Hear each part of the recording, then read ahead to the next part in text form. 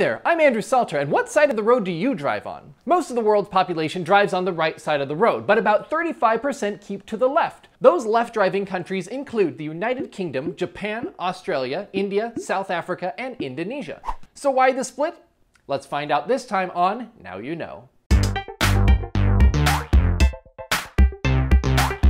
While many people associate being on one side of the road or another with driving in a car, you might be surprised to find out that this custom actually originated several centuries ago. About 70 to 90% of the people in the world are right-handed, and in the medieval and feudal periods, very few people identified themselves as left-handed due to social stigmas and a general perception that left-handers were nefarious or evil in some way. I myself had my first grade teacher switch me from left to right-handed because she didn't know how to teach writing to a left-hander. I also know that left-handers are not evil because my mother is left-handed, and she is quite possibly the single least evil person on this planet.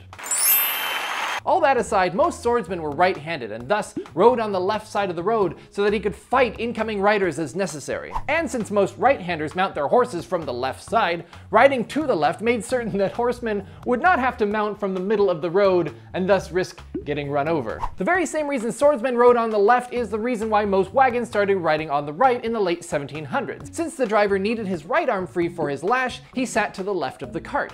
They'd stay to the right side of the road so that other riders would pass on the left and the driver could see the passing wagon's wheels to avoid entangling his team. Before the French Revolution of 1789, aristocracy followed the ride on left custom, pushing the peasants to the right side of the road. When the revolution was in full swing, however, the aristocracy began traveling on the right so as not to attract attention and hopefully to save their heads in the process. Now, as Napoleon swept through Europe during his time in power, he just brought with him right side driving. As far as the United States was concerned, the colonial days saw driving carried over from that colony's home nation. For the most part, the French and Dutch colonies drove on the right while the English drove on the left. And after the American Revolution, not only did a majority of territory already drive to the right, but the fledgling nation, in an effort to cut as many ties as possible, drove to the right wholesale because it was the opposite of what the British would want. It was the invention of the automobile that saw the next wave of standardization. Henry Ford placed the driver's seat of the Model T on the left and drove to the right so that his passengers would be able to step out onto the curb. Canada, Italy, and Spain changed to the right in the 1920s, while the rest of Europe that hadn't yet changed followed soon after. The United Kingdom and its colonies remained to the left-hand side, partially due to stubbornness, but also due to sheer infrastructural practicality. As technology, road investments, and car market share became more saturated, it made less sense to try and realign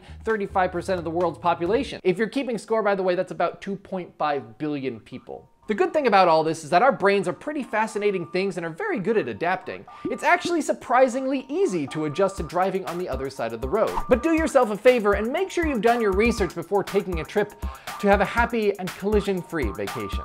Thanks for watching Now You Know. What would you like us to cover next? Leave a comment below. If you enjoyed this video, give it a thumbs up and subscribe to SalterNet for more. Don't forget to share this with your friends because knowing's only half the battle. The other half is sharing what you know.